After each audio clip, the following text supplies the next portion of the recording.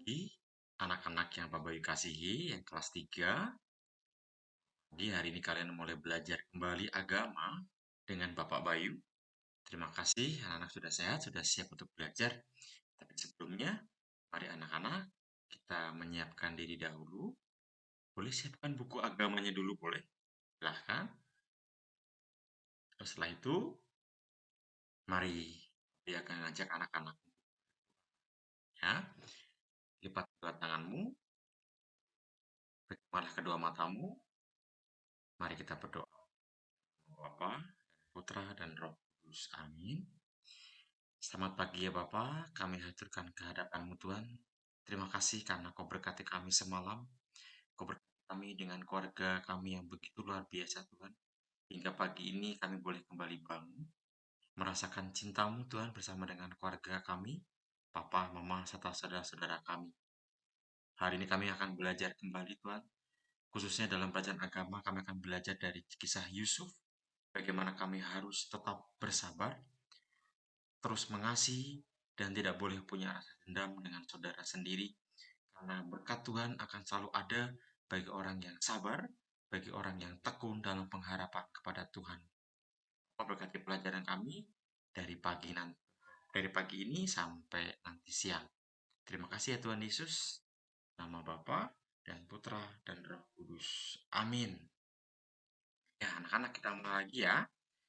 Hari ini di sesi yang ketiga barangkali anak yang baik ya tentang Yusuf, Pak Bayu hanya akan mengajar dua hal ya. Setelah kemarin bicara mengenai Yusuf dengan keluarganya, dengan Bapak Yakub, lalu yang sekarang Pak Bayu akan mengajar anak-anak setelah Yusuf ditangkap oleh saudara-saudaranya dan tadinya ingin dibunuh tapi akhirnya dibuang ke dalam sumur. Lalu setelah itu Pak Bayu akan mulai pelajarannya ya. Yusuf di Mesir, di rumahnya Potifar. Siapa itu Potifar? Nanti anak-anak akan mendengarkan. Yang kedua, setelah itu di penjara. Wah, Yusuf juga mengalami situasi di penjara. Dia bertemu dengan tukang roti dan juru minum dari Firaun. Yuk, kita mulai anak-anak ya. Nah, ini dia. Di sesi-sesi sebelumnya, 1 dan 2 barangkali anak yang baik ya, Pak Bayu sudah mengajarkan bagaimana Yusuf itu anak dari seorang bapak bernama Yakub. Dia mempunyai 11 saudaranya. Dia punya 11 saudara, ya, dan 11 saudara ini berbohong kepada Yakub bapaknya kalau Yusuf dikatakan sudah meninggal. Dan hal ini membuat sedih Yakub ayahnya. Padahal 11 saudaranya ini iri kepada Yusuf, lalu membuang Yusuf ke dalam sumur dan mengatakan kepada ayahnya yaitu Yakub bahwa Yusuf sudah meninggal. Sih oleh karena binatang buas ya. Di gambar kamu lihat ya, mereka menunjukkan jubah yang bagus punya Yusuf. Itu bukan darah Yusuf sebetulnya, tapi darah dari entah domba gitu ya. Tapi karena Yakub sudah sangat tua, maka yang dia tahu pokoknya Yusuf tidak ada, maka dia bersedih ya. Lalu mereka akhirnya ingin membunuh Yusuf, tapi usul dari Ruben untuk dimasukkan saja ke dalam sumur. Ya, itu anak yang baik kisah Yusuf sesi-sesi sebelumnya.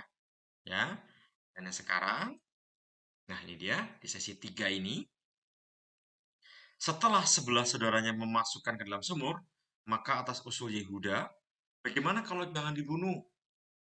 Ya, tapi dijual saja. Ya, dijual saja. Akhirnya mereka menjual Yusuf ke seorang pedagang Midian.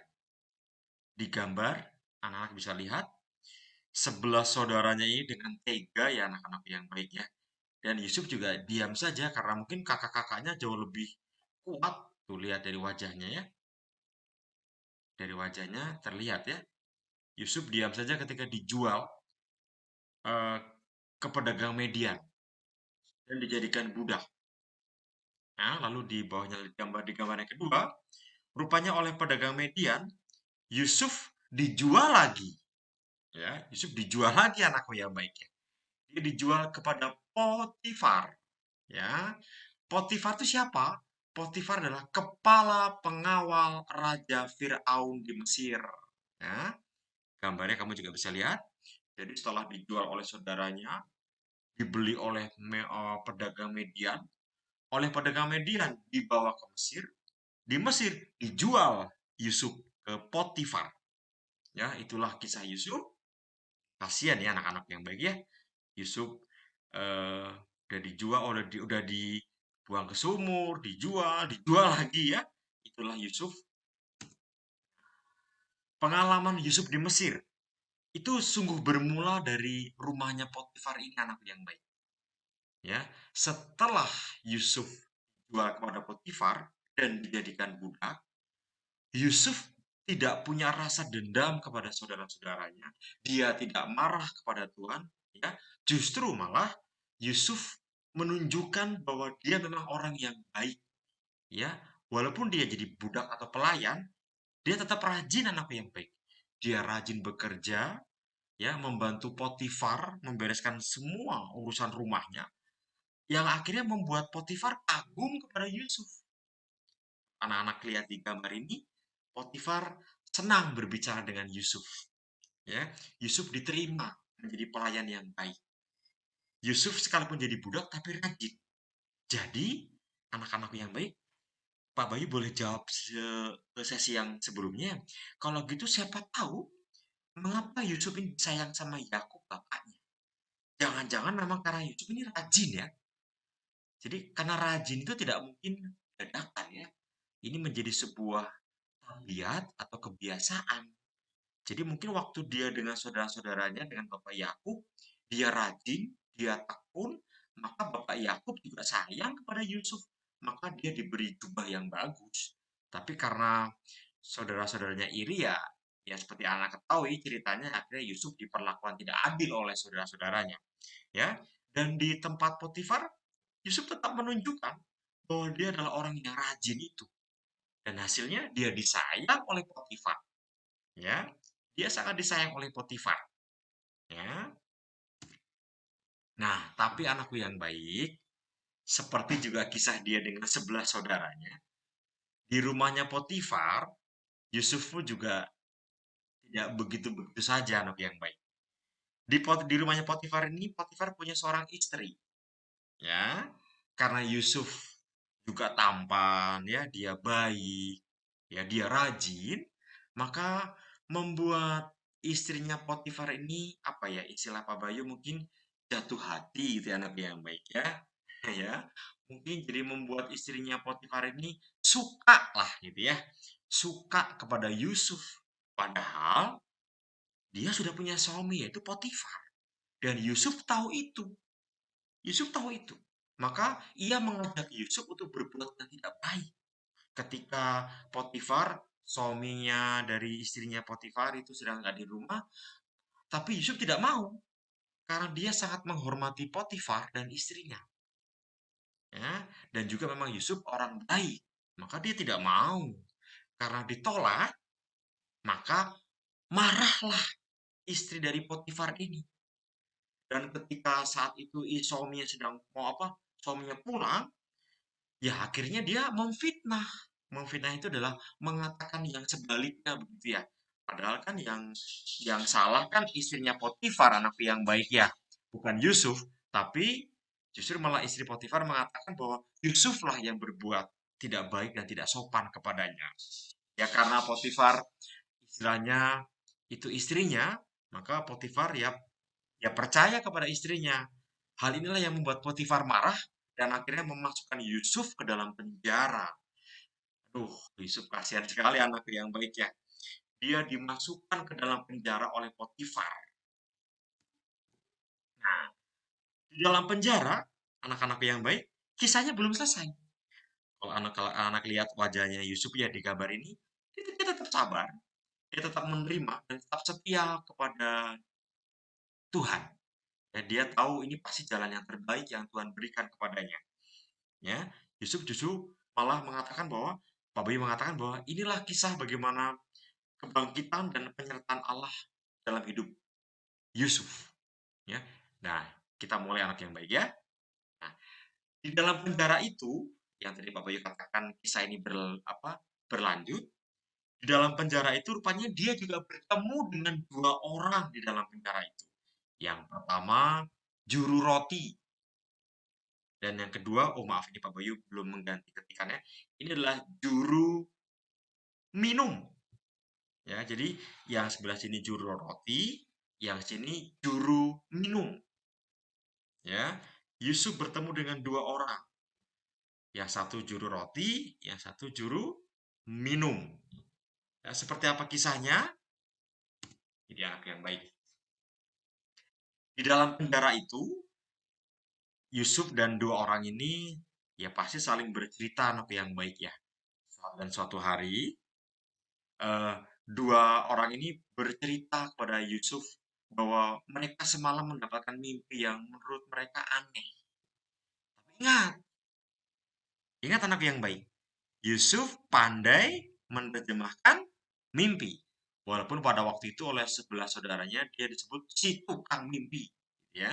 Tapi justru itulah yang membuat eh, apa ya, kemampuan Yusuf dipakai di sini dan mulai akan berubah kisah Yusuf ya, yang selalu diperlakukan tidak adil. Nanti anak-anak akan lihat dari sinilah Yusuf akan disertai oleh Tuhan.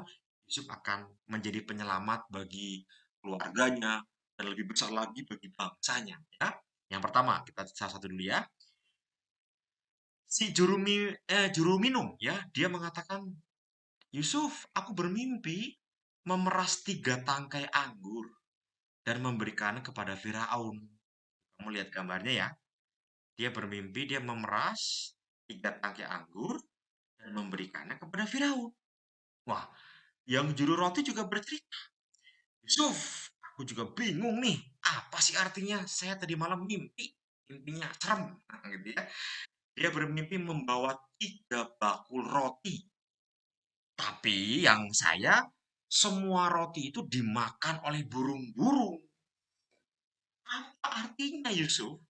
Kami semua bingung, ya. Yang tukang juru minum juga bingung apa artinya. Yang juru roti juga bingung apa artinya. Ya, apakah anak-anak ada yang tahu? Pasti juga bingung ya. Pak Boy tidak bisa menafsirkan mimpi. Bab itu hanya Yusuf yang pandai ya, karena diberi kemampuan oleh Tuhan gitu ya. Ya, lalu kita lanjutkan lagi anak yang baik. Apa arti dari mimpi dari dua orang ini? Ini anak yang baik. Ini juru minum. Pertama ya, boleh kalian tulis atau kalian dengarkan. Arti dari mimpi yang Yusuf terjemahkan adalah 3 batang anggur, artinya 3 hari. Ya, dan anggur yang dia peraskan dikasihkan ke Firaun. Nah, 3 hari setelah itu ia akan dipanggil ke istana untuk melayani Firaun. Wah, ini kabar baik ini ya bagi si juru minum. Karena dari mimpinya rupanya 3 hari lagi setelah mimpi itu dia tidak dipenjara tapi akan menjadi pelayan Firaun. Wah, enak sekali ini ya. Tentu kamu lihat wajahnya, senyum dia ya. Asik nih, nggak dipenjara lagi. Tapi untuk yang juru roti ini kamu lihat wajahnya ya, dia agak-agak kesel. Dan memang betul arti dari mimpinya ini. Makanya anak-anak kalau mimpi jangan jangan jangan kesel-kesel ya, harus senyum ya. Juru roti ini artinya begini anak yang baik. 3 bakul roti adalah 3 hari. Tapi rupanya burung-burung yang memakan rotinya itu ah, artinya agak-agak serem anak yang baik. Setelah 3 hari, ia akan dipanggil oleh Firaun dan akan dihukum mati. Waduh, ini yang tidak enak anak yang baik ya. Yang juru roti setelah 3 hari dia akan meninggal. Ya, mungkin entah karena hukuman dari Firaun atau apa ya. Pokoknya ini dua hal yang berbeda.